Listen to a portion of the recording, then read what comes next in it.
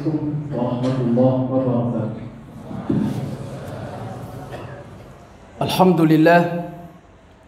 Alhamdulillahil ma'budil haqq fi kulli zamanin wa makan.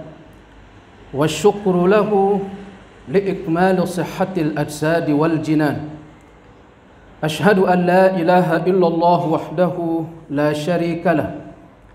Wa ashhadu anna sayyidana Muhammadan abduhu wa rasuluhu alladhi unzila alaihi al-Qur'an hudan linnasi wa bayyinatin minal huda wal furqan nabiyyu syari'ati da'imah wal risalatil khatimah fa salawatu rabbi wa salamuhu alaihi biqawlina Allahumma salli wa sallim ala nabiyyina Muhammadinil Mustafa wa ala alihi wa ashabihi min ahli al-wafa.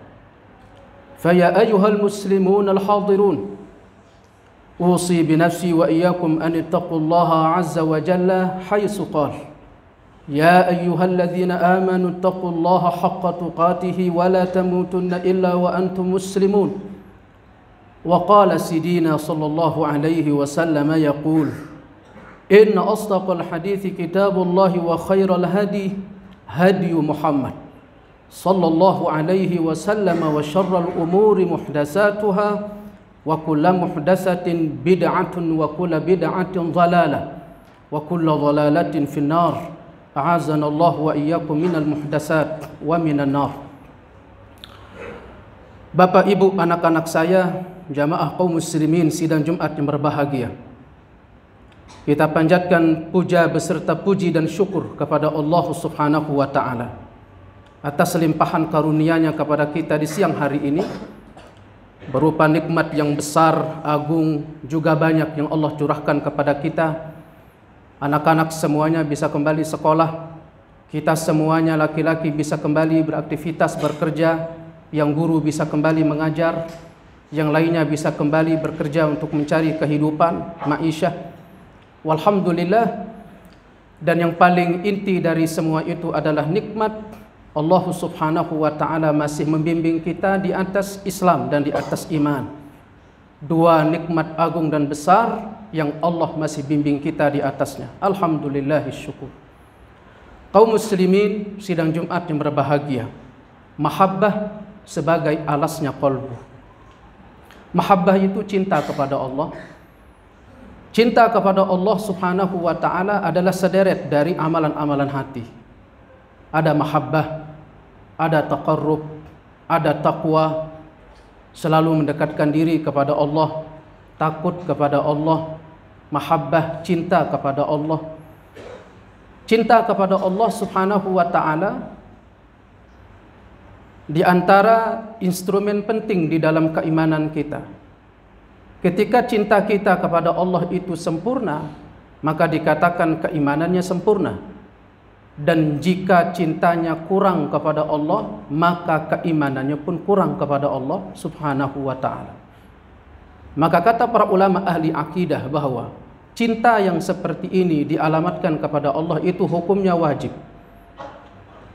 Maka hendaknya setiap muslim, maka hendaknya setiap kita untuk selalu mengupayakan diri dengan amalan apapun itu untuk mendatangkan cinta yang sepenuhnya dan sesempurnanya kepada Allah Subhanahu wa ta'ala.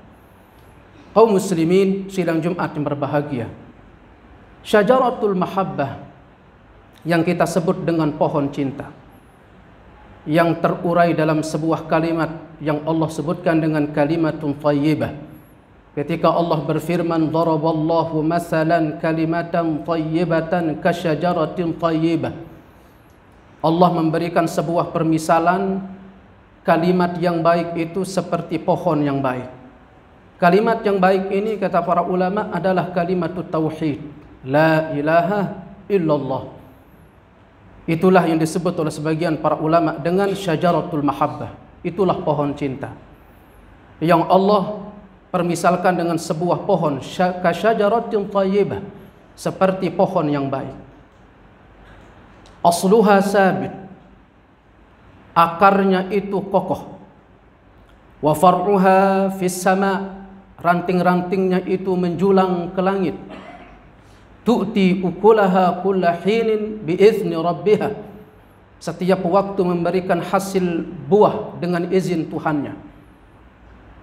Maka bisa dibayangkan ketika pohon cinta di dalam kolbu ini senantiasa tersiram subur di dalam hati, maka dia akan menghasilkan buah-buah yang indah, bagus serta manis ketika dikecap, ketika ia dimakan. Sebagaimana layaknya sebuah pohon. Ketika pohon, kita katakan pohon itu bagus dilihat dari kejauhan, maka dia pasti berdiri di atas akar yang kuat dan memiliki ranting yang bagus serta daun-daun yang hijau dan akan menghasilkan buah yang manis.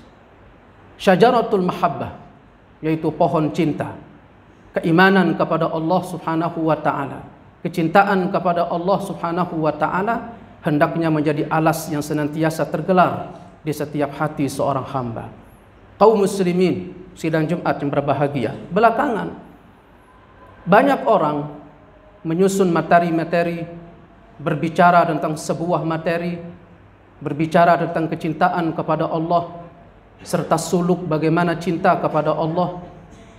Belakangan banyak orang banyak berteori tentang itu, tetapi seolah-olah kita dibawa kepada sebuah tempat, sebuah waktu seperti fata morgana, tidak terasa dan tidak ada yang kita harapkan dan tidak ada terdapat terwujud di dalam hati berupa ma'rifah yang sesungguhnya kepada Allah. Di satu jalan dia belajar, tapi di satu jalan dia melanggar. Di satu jalan dia belajar, di satu jalan dia maksiat. Terusnya seperti itu putaran kehidupan. Aktivitas yang dia lalui, pelajaran yang dia pelajari, takut kepada Allah, tidak takut kepada Allah. Pelajaran yang dia pelajari, iman kepada Allah, tidak pun hadir di dalam hatinya. Cinta kepada Allah tidak hadir di dalam hatinya. Belakangan banyak orang yang mengaku cinta kepada Allah. Kaum muslimin sidang Jumat yang berbahagia, syajaratul mahabbah itulah dia akan mampu untuk mengkristal dirinya melalui amalan-amalan yang akan bisa dibaca oleh setiap diri seorang hamba itu untuk menakar dirinya. Apakah dia benar-benar pecinta atau tidak? Apakah dia itu benar-benar pecinta atau pecundang? Apakah dia itu benar-benar pecinta atau pendusta? Banyak orang mengatakan aku cinta kepada Allah tapi maksiat. Aku cinta kepada Sayyidina Rasulullah tapi melanggar sunnah. Kaum muslimin sidang Jumat yang berbahagia, maka perlu kiranya bagi kita untuk kembali melihat ke arah kolbu kita paling dalamnya. Sejauh mana hati ini telah tersiram subur di dalam hati kita mahabbah kepada Allah Subhanahu wa taala.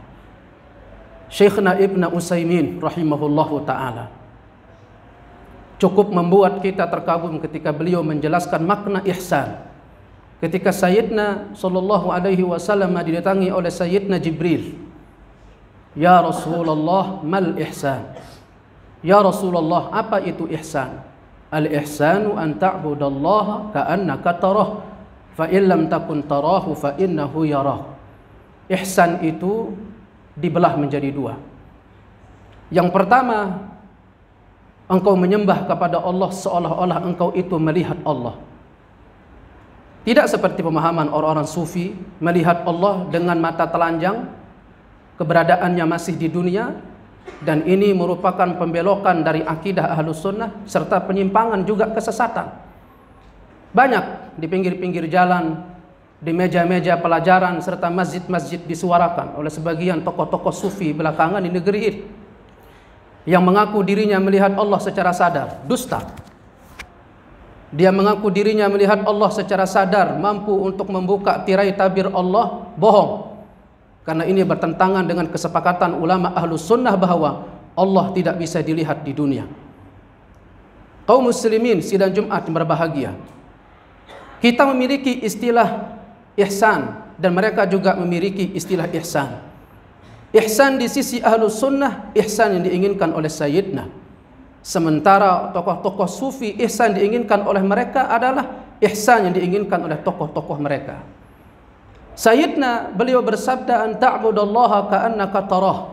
Engkau menyembah kepada Allah seolah-olah engkau melihatnya. Kata Syekhna Ibn Utsaimin, inilah ibadah yang dibangun di atas rindu dan cinta. Terbayang ketika seseorang itu bertemu dengan seseorang yang dia rindui dan dia cintai. Saat kakinya mungkin tidak kuat untuk berdiri, sakit, tetapi orang itu adalah orang yang dicintai atau dirinduinya. Tatkala dia pun yang datang, bahkan dia pun akan menyambutnya berlari. Seperti itulah kehidupan seorang pecinta dan seorang perindu. Sebagaimana Sayyidina sallallahu alaihi wasallam ketika beliau sedang berada dalam tidurnya, kalaupun beliau tidak tidur, begitu terdengar suara azan Allahu Akbar, maka beliau akan langsung loncat, kemudian menuju air untuk berwudu, kemudian segera untuk beliau pergi ke masjid. Mungkin berbeda dengan kita. Kita begitu kita dengar suara azan, kita duduk sebentar dulu, kita rehat sebentar dulu, kita tunggu dulu diri kita itu seimbang dulu, baru kita bangun, baru kita menuju kamar mandi. Sampai di masjid sudah lewat 2 rakaat. Sayyidina sallallahu alaihi wasallam memang demikianlah. Akal itu tidak akan bisa pernah menembus bagaimana akalnya seorang pecinta. Sayyidina disebutkan demikian. Dan itulah ibadah seorang pecinta, yaitu ihsan yang paling tinggi itu adalah belah yang pertama, yaitu orang yang beribadah karena rasa rindu dan cinta. Sementara belahan yang kedua adalah itulah orang yang beribadah karena rasa takut dan lari, kabur. Orang takut itu ketika dia ditakuti baru dia bergerak, tetapi hilang rasa takut, malas kembali. Ketika dia ditakuti kembali baru dia bergerak. Ketika dia hilang rasa takutnya, kembali dia malas. Demikianlah maka kaum muslimin sidang Jumat yang berbahagia, maka perlu kiranya untuk kita meneropong ulang bagaimana mahabbah itu untuk kita bisa tumbuhkan di dalam qalbu kita, terurai dalam ucapan la ilaha illallah, dan kita renungkan dalam makna kalimat tauhid la ilaha illallah, dan kita buahkan dalam amalan kalimat tauhid la ilaha illallah. Kaum muslimin sidang Jumat yang berbahagia, dan itu bisa kita takar diri kita dalam beberapa poin-poin berikut. Pertama, orang yang sudah mencapai capaian tingkat mahabbah, dan ini capaian yang paling tinggi, ketika dia sudah bersentuhan hatinya itu dengan Allah, mencintainya dan dia cinta kepada Allah, maka cinta ini akan mampu membuat dirinya itu lupa dengan aktivitasnya, mampu membuat dirinya itu lupa dari aktivitas duniawinya, mampu untuk mengurangi diri dari aktivitas duniawinya. Dia akan sesegera mungkin untuk datang berlari menuju Allah, dan bahkan hari-harinya itu dia berharap adalah pertemuan dirinya dengan Allah. Ini tingkatan yang paling tinggi. Sebagaimana Sayyidina sallallahu alaihi wasallam yaqul, beliau bersabda tentang dirinya, hubbiba ilayya min dunyakumun nisa'u wat thib. Secara fitrah diletakkan oleh Allah cinta kepada dunia. Tetapi lihat qalbu-qalbu para pecinta. Apa kata Sayyidina? Diletakkan pada diriku itu cinta sebagian dari dunia kalian, berupa cinta kepada perempuan, berupa cinta kepada aroma yang wangi. Kemudian Sayyidina yaqul, beliau bersabda, wa ju'ilat li qurratu aini fis shalah, dan dijadikan pada pelupuk mataku itu keindahannya adalah ada pada salat. Kaum muslimin sidang Jumat yang berbahagia, bukan tentang berapa nominal yang kamu pegang, bukan tentang beberapa kekayaan yang kamu miliki, tetapi berani tidak untuk kamu letakkan kekayaan itu di tanganmu dan jangan engkau letakkan di dalam hati. Itulah isyarat ini yang diberikan oleh Sayyidina. Beliau juga ada kecintaan kepada dunia, tetapi kecintaan itu tidak diberikan membumbung untuk mengalahkan cintanya kepada Allah Subhanahu wa ta'ala. Kemudian yang kedua, pecinta yang hakiki itu adalah orang yang dikala dia diuji oleh Allah dia bersabar. Sebagaimana Allah Subhanahu wa ta'ala puji kepada Nabi Ayyub alaihi salam, dan juga Allah perintahkan kepada Sayyidina, inna wasbir li hukmi rabbik, sabarlah engkau hai Muhammad untuk hukum Tuhanmu. Karena banyak orang mengaku cinta kepada Allah, tetapi ketika dia diuji, dia enggak mampu bersabar. Dia tidak mampu bersabar. Ujian cinta yang paling terbesar itu bukan pada kekayaan. Ujian terbesar cinta itu ada pada kemiskinan, yaitu berupa kesabaran. Maka Imamna Al-Halimi rahimahullahu ta'ala beliau berkata, man ahabballah Siapa yang cinta kepada Allah, lam yu'iddal masa'ib allati yaqdhiha alaihi isa'atan minhu ilaihi. Pertama, orang yang cinta kepada Allah adalah orang yang dia tidak menghitung musibah yang Allah timpakan kepada dirinya itu adalah sebagai keburukan dari Allah untuk dirinya. Jadi ketika Allah mengujinya, dia tidak menghitung itu sebagai sebuah keburukan. Kemudian yang kedua, lam yastasqil ala wadha'ifa ibadatihi wa takalifahu al-maktubata alaihi. Kemudian kedua, sang pecinta itu adalah orang yang tidak pernah merasa berat dengan kewajiban yang Allah tuliskan untuk dirinya. Salat 5 waktu, salat jamaah di masjid, dia tidak pernah merasa berat untuk mendatanginya. Maka inilah ciri-ciri orang-orang yang mencintai Allah Subhanahu wa taala dengan cinta yang hakiki. Kemudian yang ketiga, orang yang cinta kepada Allah Subhanahu wa taala, dia dekat dengan Al-Qur'an Al-Karim. Imamna Abdullah ibn Mas'ud radhiyallahu taala anhu, beliau berkata, "Man ahabba an ya'lama annahu yuhibbullah." Siapa yang ingin tahu dirinya itu cinta kepada Allah atau tidak, falya'rid nafsahu 'alal Qur'an. Maka hendaknya dia uji dirinya di depan Quran. Jika dia membaca Al-Quran itu senang, tenang, nyaman, demen, lama dia baca Al-Quran, maka dia cinta kepada Allah.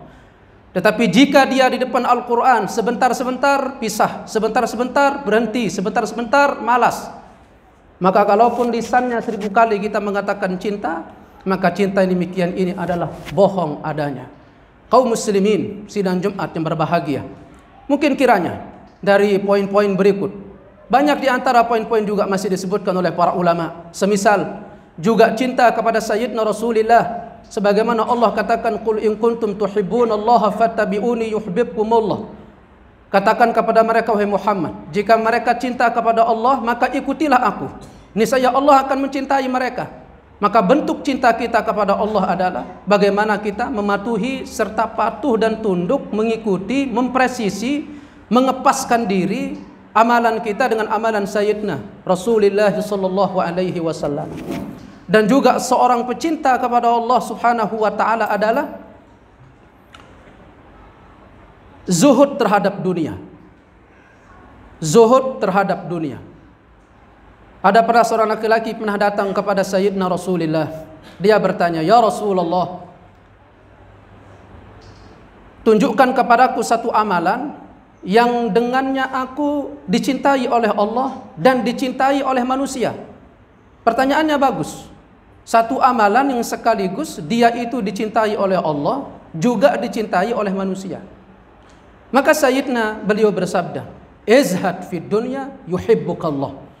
Zuhudlah engkau kepada dunia atau dari dunia, maka Allah akan mencintaimu. Karena seorang pecinta itu, seorang perindu itu, dia memahami pembatal terbesar kerinduan kepada Allah itu dunia. Pembatal terbesar cinta kepada Allah itu adalah dunia. Maka ketika ulama berbicara tentang ikhlas, ikhlas itu dia tidak memiliki nilai. Ketika ikhlas itu dinilai, maka dia bukan sebuah keikhlasan lagi.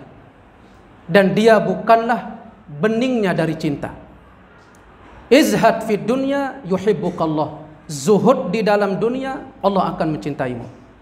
Wazhad amma aidin nas yuhibbukan nas. Dan zuhudlah terhadap apa yang ada di tangan manusia. Jangan suka flexing, jangan suka pamer, jangan suka ingin memiliki apa yang ada di tangan orang. Maka niscaya manusia akan mencintaimu. Kenapa? Karena kekayaan, karena kelapangan itu sumber-sumber hasad dan dengki.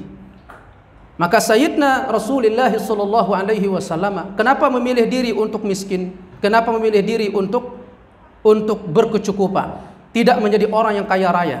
Karena beliau faham bahwa kekayaan itu tempat sumber kebencian, kedengkian, kehasadan orang. Bahkan kadang di satu tempat kerja, ketika dia mengetahui mungkin satu kolega kerja lebih tinggi gajinya, itu sebagai sumber kedengkian.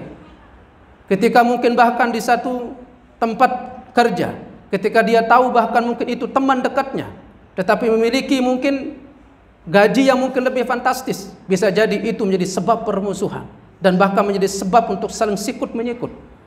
Karena memang demikian, seorang pencinta dan perindu, dia memahami bahwa dunia merupakan sebab pembatal utama untuk cinta kepada Allah.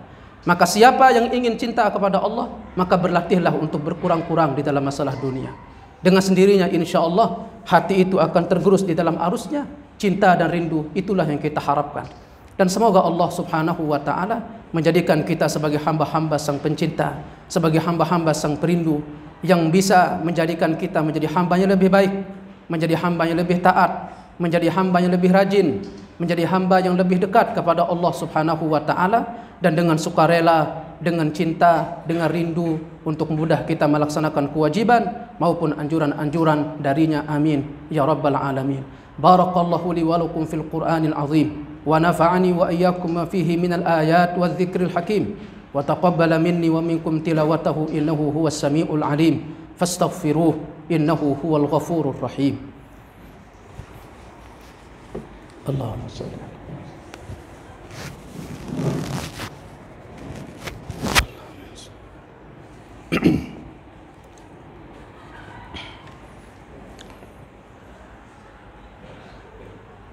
Innal hamdalillah nahmaduhu wa nasta'inuhu wa nastaghfiruh wa na'udzu billahi min shururi anfusina wa sayyiati a'malina.